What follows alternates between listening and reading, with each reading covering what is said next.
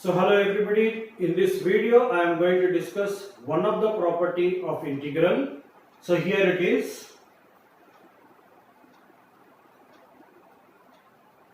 Integral of f of x with respect to x from a to b is equal to integral of f of a plus b minus x with respect to x limits from a to b.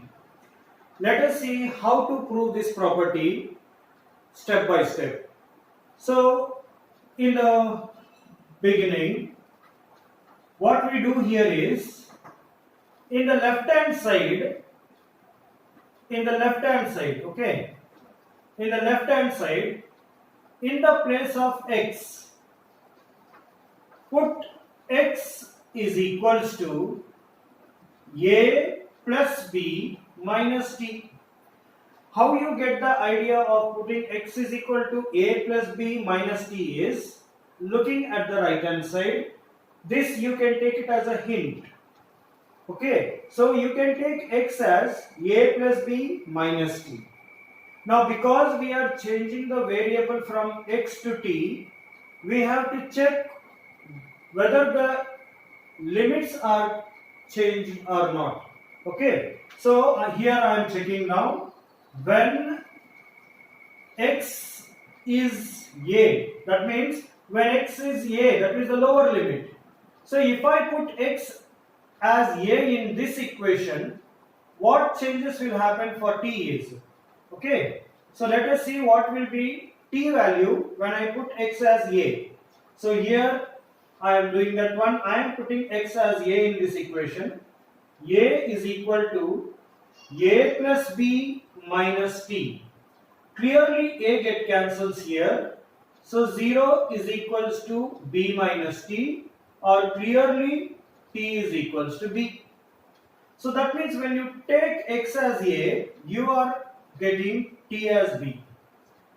Now let us take the upper limit, that is b. If I take x as b, and the same procedure I repeat in this now, that means now I am taking x as b in this equation.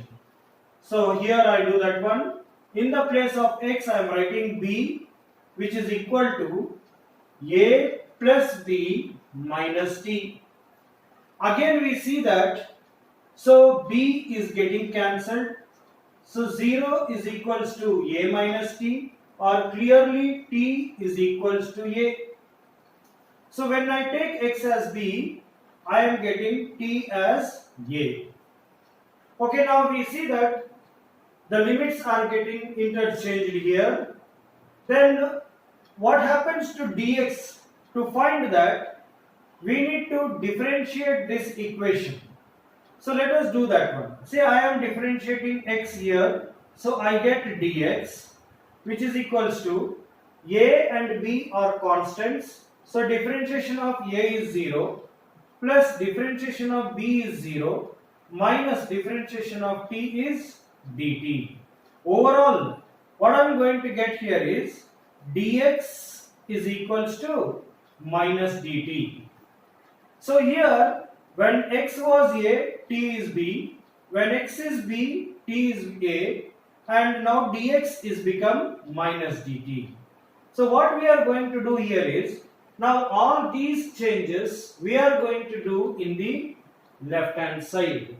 So what is our left hand side here?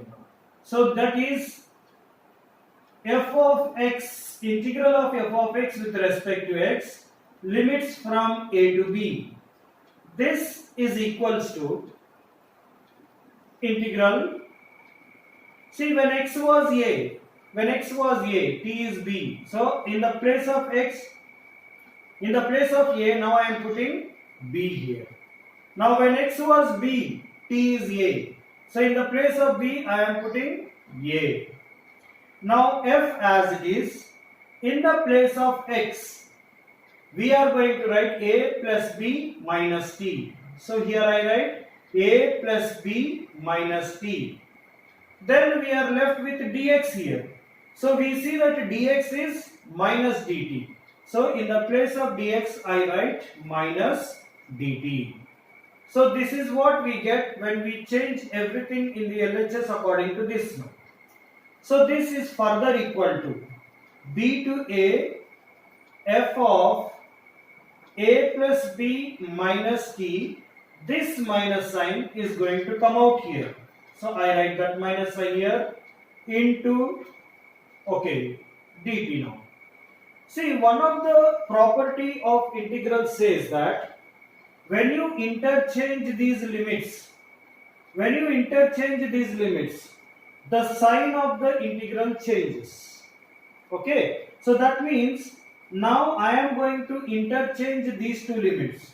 So that is, here it is b to a, now I am going to write it as a to b. So according to that property, the sign must change. Now here it is plus, so now it becomes, here it is minus, now it becomes plus. So f of a plus b minus t into dt. Now this is what we got now. We have another property which says that without changing the limits, without changing the function, we can change only the variable.